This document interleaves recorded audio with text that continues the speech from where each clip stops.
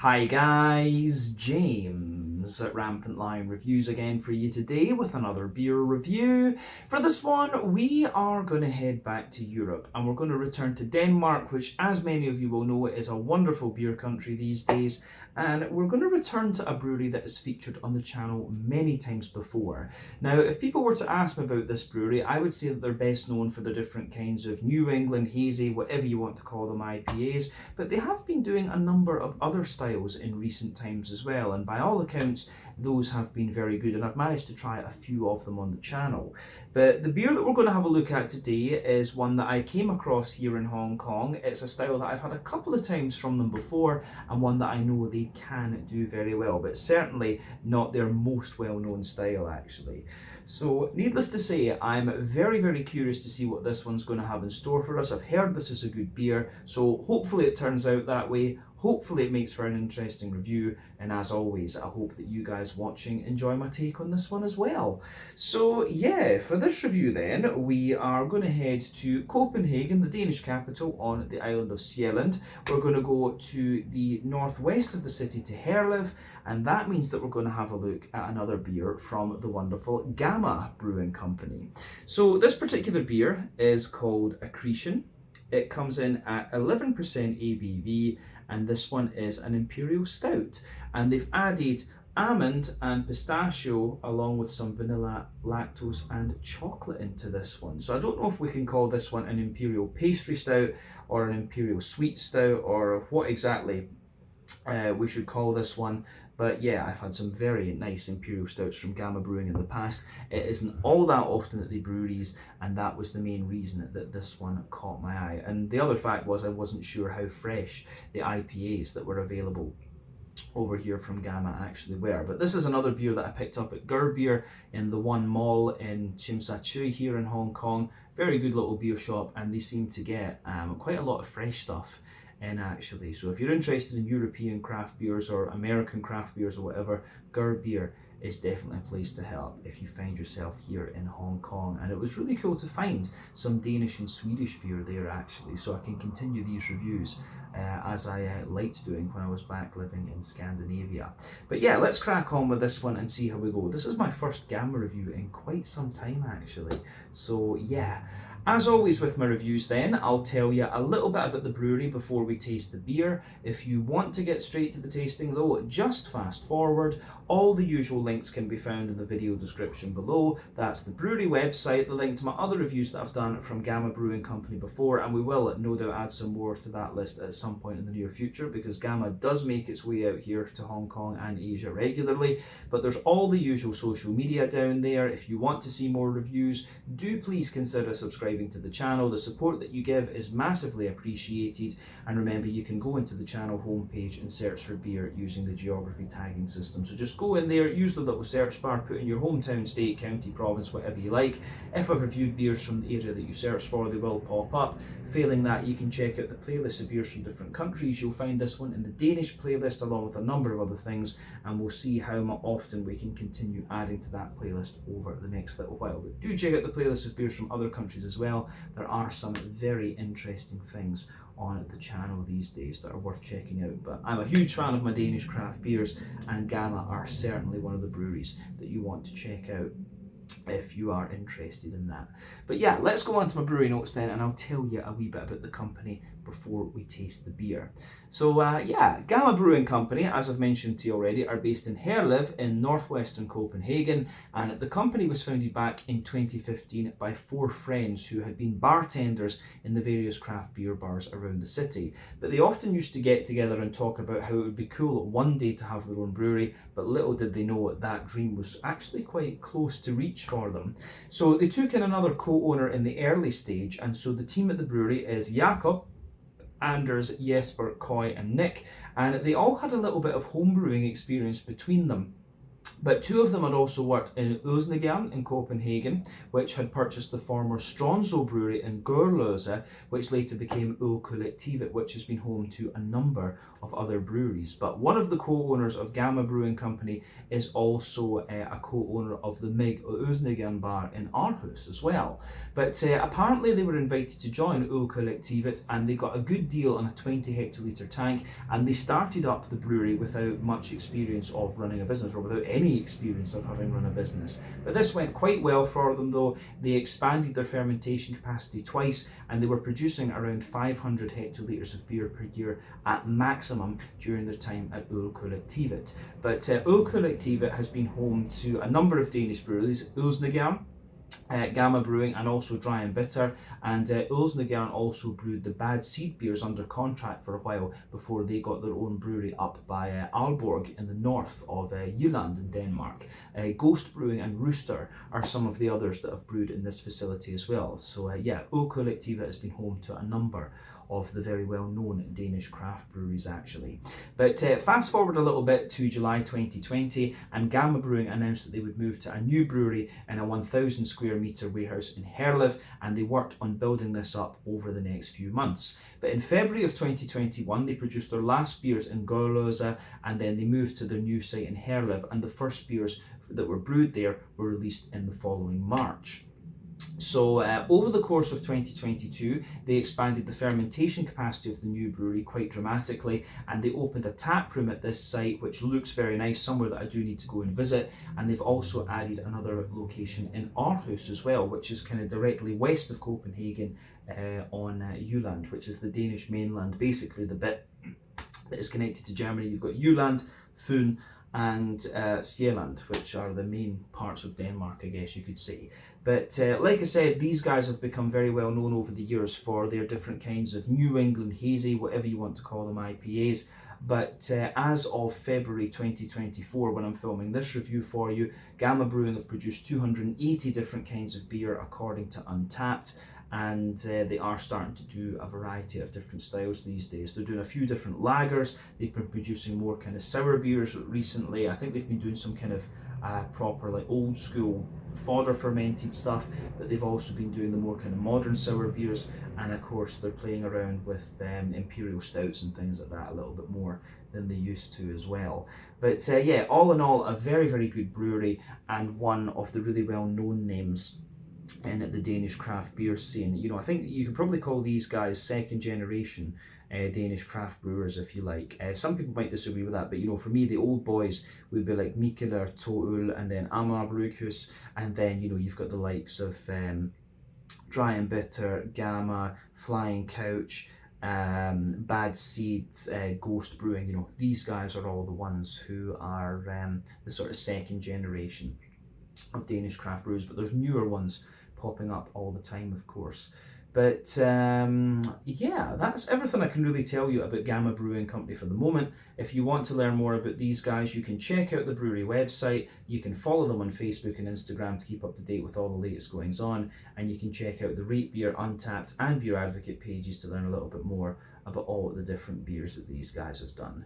So yeah, let's go on and actually have a little look at the beer itself. So I'll just like to have a wee look at the artwork on this one before we open up. As you can see, it looks like it's got little Saturn planets around there, which is kind of cool. Saturn-like planets, I should say.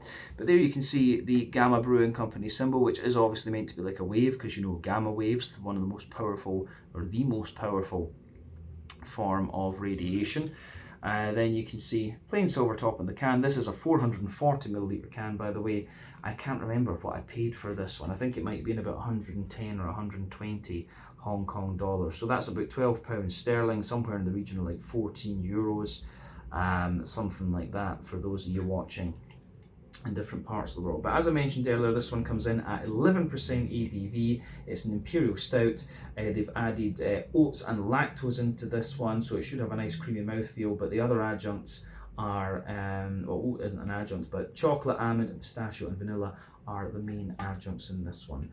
But yeah, this should be really nice. It does it have a canned on date with this one? Packaged PD is the 3rd of May 2023. So this beer is almost a year old in the can at this point because we're drinking this at the end of February, but I'm glad in that case that I picked the Imperial Stout rather than the IPAs if that was the case. So yeah, let's get this guy out into the glass and see what it's all about. This should be very nice actually. So, oh.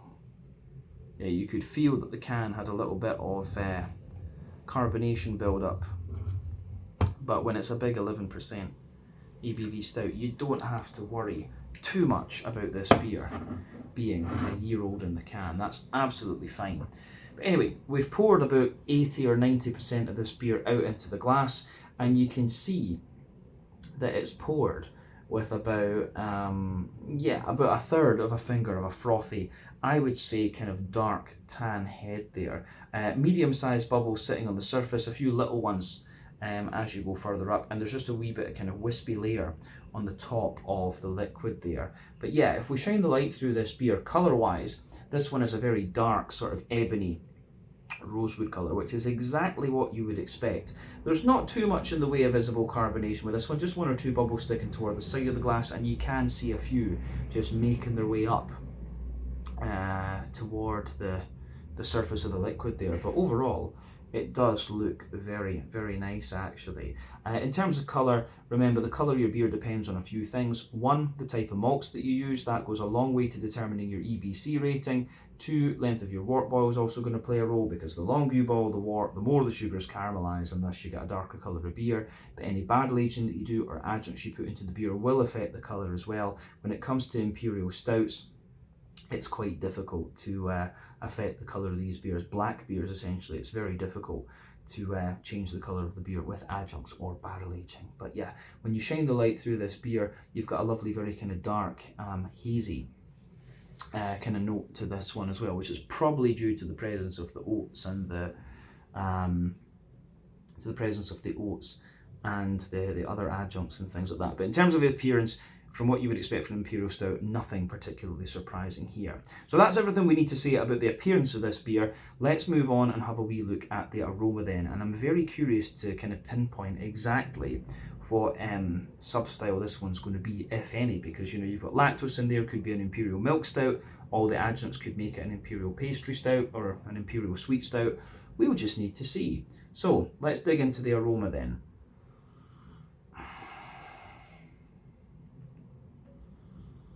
Aroma-wise, this is pretty damn nice. Very smooth, definitely almost kind of creamy, sweet stout, and you are getting some of the nutty characters out of this one. And this will be quite interesting for me, because I'm not the biggest fan of nuts. I never really eat them, but I can appreciate them as adjuncts in beer. The same with coffee beans. I don't drink coffee, but I love Imperial coffee stouts. This one for me is, the aroma on this is absolutely lovely. Yeah, beautiful smelling beer. The last Imperial Stout I think I had from Gamma was one, I'm sure it was actually a bottled one. It was like a bourbon barrel aged one or something like that, and it was lovely and smooth and very creamy. The aroma that I'm getting off this beer actually reminds me of that quite a little bit, to be honest with you. Yeah, just beautiful smelling beer, this one. Really comes across much like a sweet stout or a milk stout or something like that. But let's try and break the aroma of this down for you a wee bit more and just describe it more in depth. So, the backbone of the beer, the other thing I've just noticed about it, and I've been honest on the channel before, I'm not the greatest fan of Imperial Pastry Stouts. And when I shook it up there, I just got a little bit of that kind of marzipan-y type thing that I don't like about a number of these more cakey Imperial Pastry Stouts. So hopefully that's not too prominent in the flavour of this one, but we'll see. But yeah, the backbone of this beer then. So for me, you get a little bit of this kind of like crusty, cakey type character. That's what forms the backbone of the beer. There's a little bit of woodiness in there. I'm getting quite a little bit like a kind of almost sweet brown bready character out of this one, but it's almost like sponge cakey as well. I'm getting a little bit of that kind of marzipan-y type note, as I said. You can certainly pick up the nutty elements to the beer too. Yeah, there's certainly a good little bit of nuttiness to this one. I couldn't really tell you the difference between the almond and the pistachio. I think pistachio is a little bit more dry and kind of biscuity, whereas almond is a bit more kind of normal nut, if we can call it that. Yeah. So the aroma that comes out of this is quite, it's really quite interesting, to be honest with you.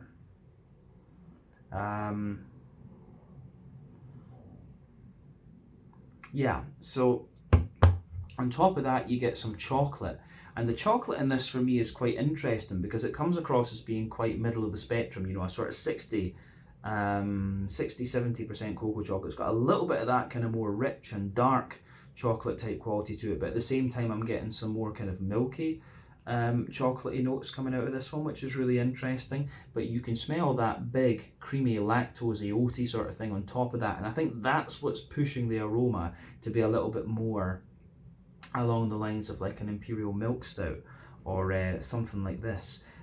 So for me that's really quite interesting. Yeah, aroma wise, the way everything goes together in this beer is really nice. On top of that, you do get a little bit of this kind of leathery brown sugar, and of course there's two things you can do to kind of up the flavour and mouthfeel and things of Imperial Stouts. You can either do like a double mash, which will give you this kind of big sticky oily mouthfeel, or you can do a longer wort boil, which is going to give you a more leathery and kind of complex brown sugary component, and usually you can tell which one it's going to be by tasting and smelling the beer, of course. But for me, it's quite a sweet Werther's Original butter candy, butterscotchy sort of thing I'm getting out of this one. At the same time, I'm getting a little bit of that more toasty caramel too. And yeah, you've got that lovely kind of nutty character just coming out of the beer as well.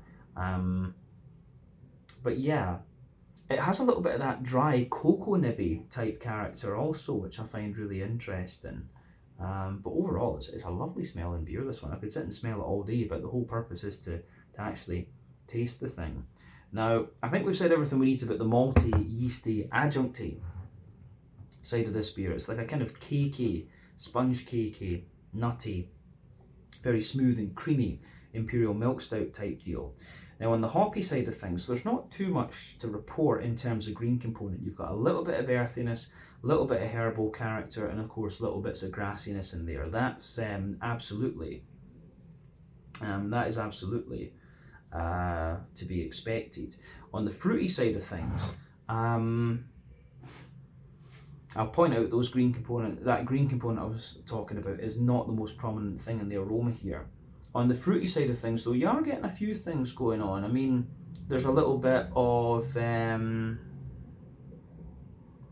you know, you have a little bit of kind of figgy character coming out of this one, plummy, blackcurranty, blackberry almost.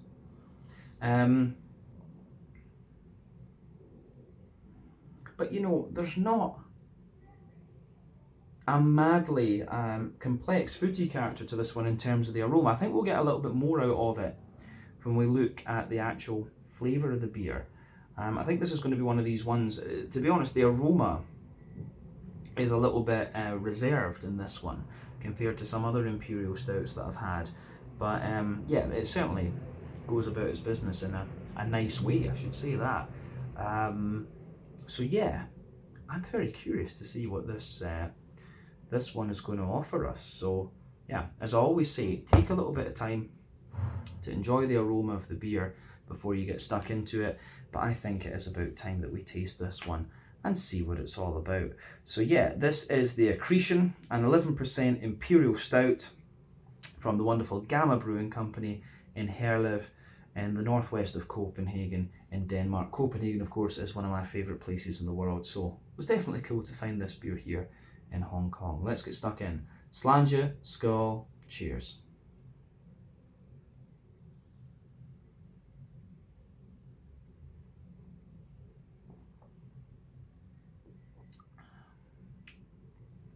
Oh, yeah, that's lovely.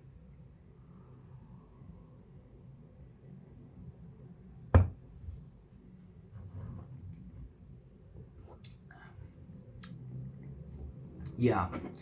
Now, as I've said on the channel a number of times before, not the biggest fan of Imperial pastry stouts.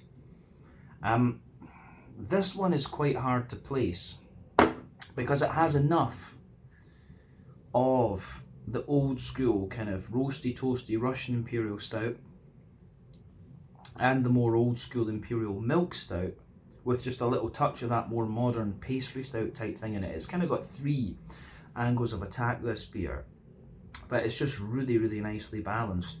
And you know, Gamma are an incredibly capable brewery, so it doesn't surprise me that they can produce something like this. You can feel a little bit of the silkiness in the mouthfeel with this one, considering the fact that it's like 10 months old or something like that. It might have been a little bit sweeter when it was first opened up, but yeah, I think the way that this goes about its business is very, very nice. So massive thumbs up to Gamma Brewing Company once again. They've pulled off a really, really damn good beer with this one.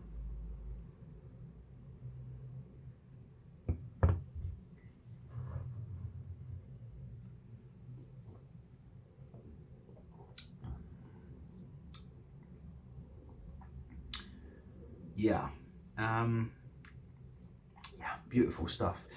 Where do we start with this? Go to that middle third of the palette as we always do. I don't know why I say where we're going to start with this. Say that quite often in the videos, but yeah, middle third of the palette then. This is one of these beers where the flavour kind of plays out kind of as you would expect from the aroma, although the flavour that you expect is a bit more to do with the aftertaste. Now for me, the aftertaste of this beer is actually quite roasty and toasty, and it has got a wee bit of that more kind of pastry stout, marzipan-y type vibe to it. So that's interesting.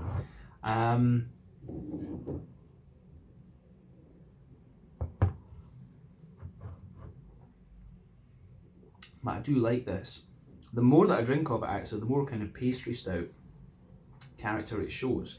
But let's start in that middle third of the palate then and just go through it as we always do. So, middle third of the palate then. The backbone of that beer, of the beer, is that kind of toasty.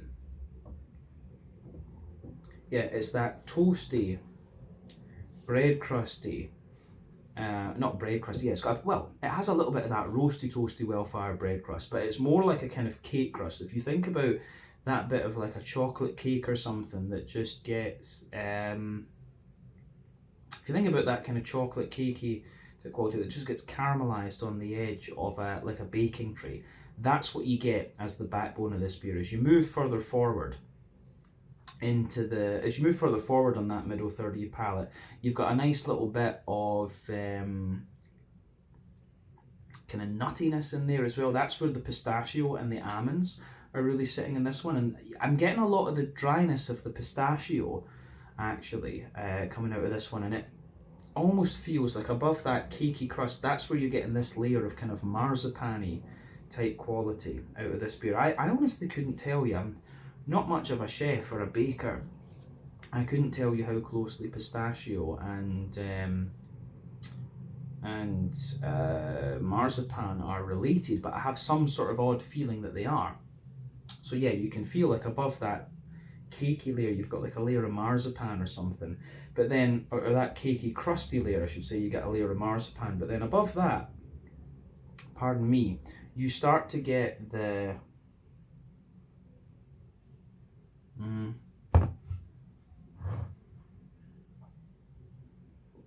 yeah, you start to get this kind of like chocolate sponge cakey layer in there. So there's like a sort of chocolate sponge cakey layer in there. Then above that you get a more kind of vanilla type sponge cakey layer. So the vanilla feels as if it's infused.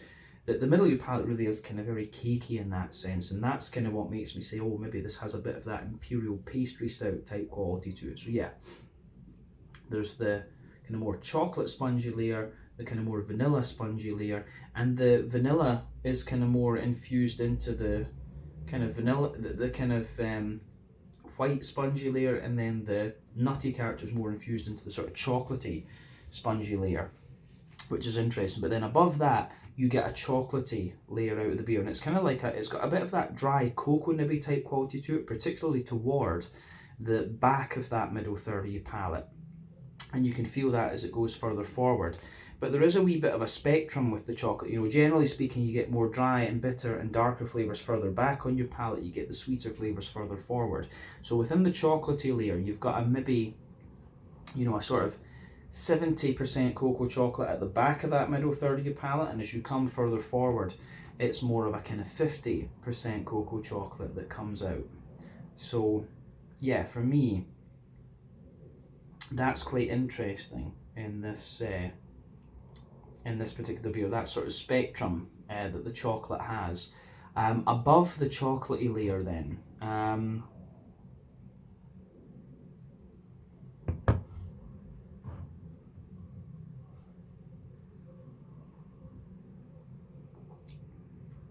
above the chocolatey layer, you start to get the brown sugars, and you have this layer. You can feel in the dead centre of your palate, you've got this big circle where it's quite treacly and molasses-like. As you move further out from that treacle molasses kind of concentration in the middle of your tongue is obviously the boozy character of the beer. And then as you move further out from that, it kind of sweetens up a little bit to be more of a kind of sweet caramel. You do get a little element of like fudge and Werther's Original butter candy and stuff like that, and a wee bit of toasty character toward the very extremities of that middle third of your palate there. So the way everything goes together in that particular regard with this beer is quite nice. I do like that about this one. And I think when we say that, we've covered everything we really need to about the middle third of the palate, and that's where the vast majority of the complexity of this beer actually is. So yeah, the further into the aftertaste, you're going to get a bit more of that kind of cakey bread crust, the sort of woody flavours, the nuttiness, the pistachio in particular is standing out to me. Then you get that sort of cakey, marzipan-y type thing. So yeah, the more that I drink of this beer, the more it leans toward that kind of Imperial pastry stout type quality for sure.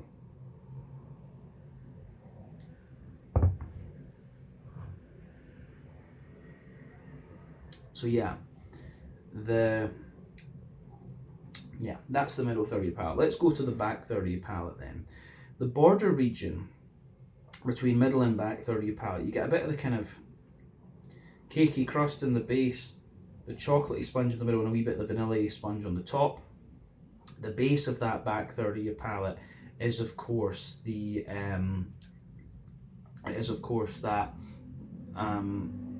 cakey, crusty, toasty dryness. Then you've got the chocolate spongy layer, which feels a little bit lighter and more airy than the vanilla spongy layer, which feels a little bit lighter and more airy. Then you get some of the more kind of treacly, molasses-like dry brown sugars creeping over the top, and a wee bit of that drier cocoa nibby chocolate as well. Then you've got the kind of yeasty characters coming out of the beer that just sit on top of that. So let's look at that yeasty side of things then.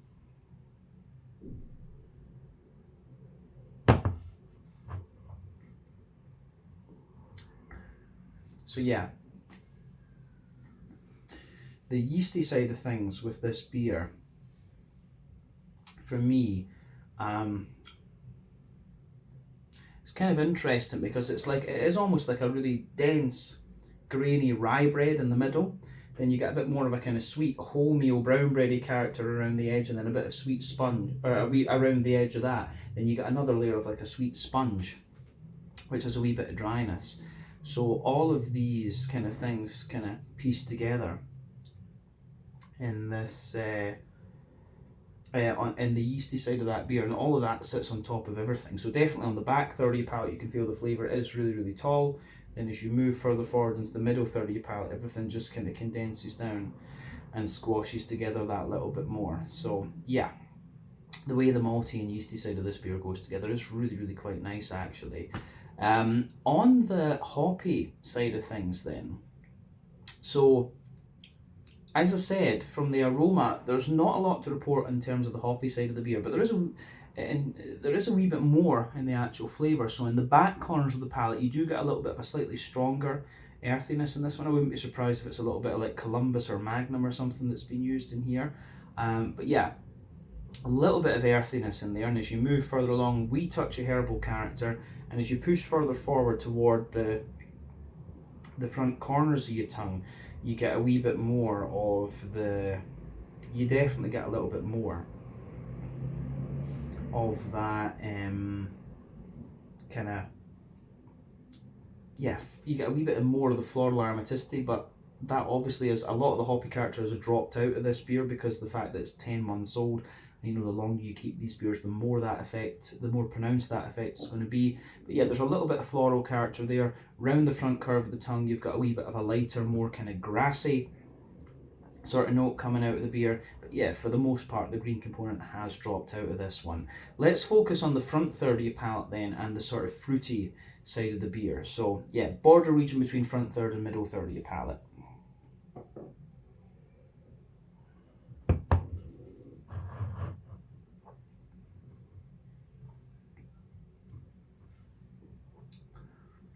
Yeah, the border region between middle and front third of the palate is pretty much the same. You know, you've got that bit of cakey, crusty character on the base, the sort of sweet chocolatey sponge in the and the layer above that, then the vanilla sponge. The chocolatey sponge almost feels as if it's a little bit kind of brandy soaked.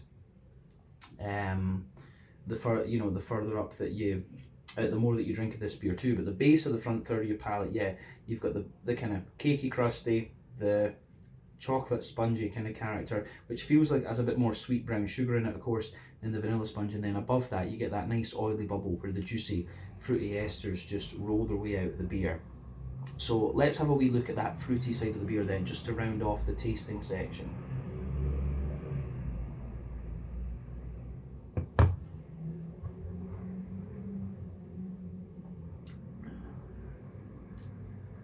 So yeah, the fruity side of the beer, for me, it's kind of what I expected from the aroma. At the back of that front third of your palate, you do get a little bit of that kind of big oily plum. There is a little bit of that kind of dry raisiny quality underneath. I don't know if I'd go as far as prunes. It feels a little bit more like a kind of dry raisiny sort of thing. There are little hints of like dates and sultanas and stuff. But yeah, as you move further forward to the centre of that front third of your palate, you get a little bit of the kind of figgy type note.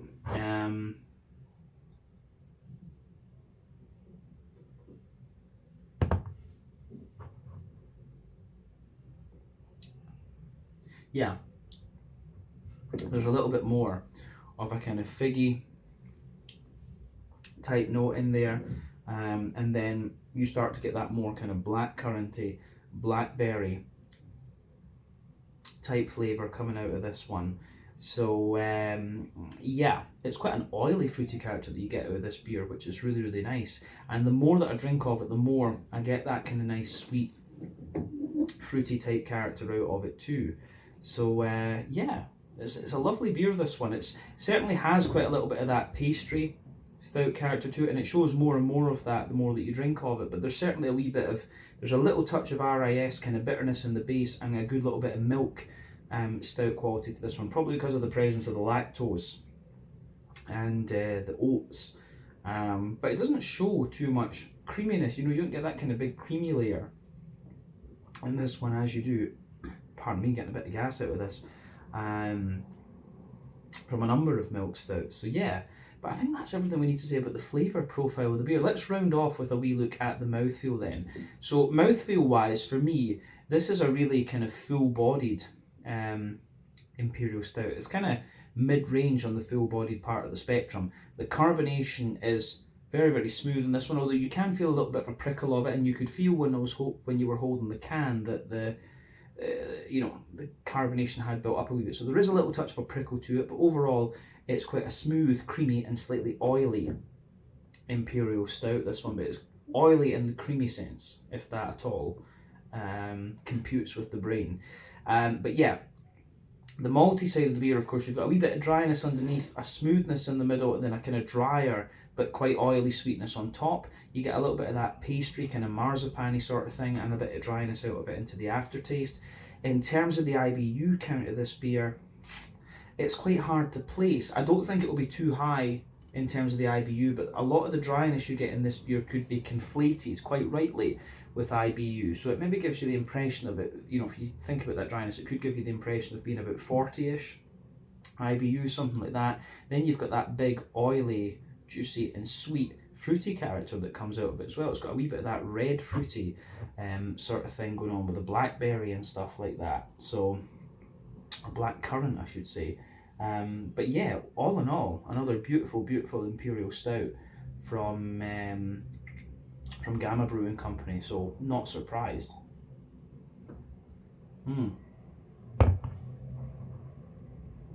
But yeah, that's awesome. Bit different from what I've had from them previously, and that's what you want when you're revisiting a brewery that you know. So yeah, good balance between being an Imperial milk stout and a kind of more modern Imperial pastry stout. So big thumbs up to Gamma Brewing for this one. But let's leave it there. This was the Accretion, an 11% Imperial stout with oats and lactose added into it, along with adjuncts of chocolate, almond, pistachio and vanilla. A lovely, lovely beer from the wonderful Gamma Brewing Company in Herlev in the northwest of Copenhagen in Denmark.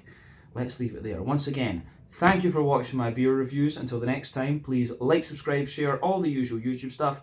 Let me know your own thoughts on this beer in the comments section below. Let me know what your favourite beers are from Gamma Brewing Company as well. And we will see about returning to these guys on the channel as soon as we can. But in the meantime, check out my social media, check out their social media, and I'll see you again very, very soon. Slàinte, skål, cheers, Gambe.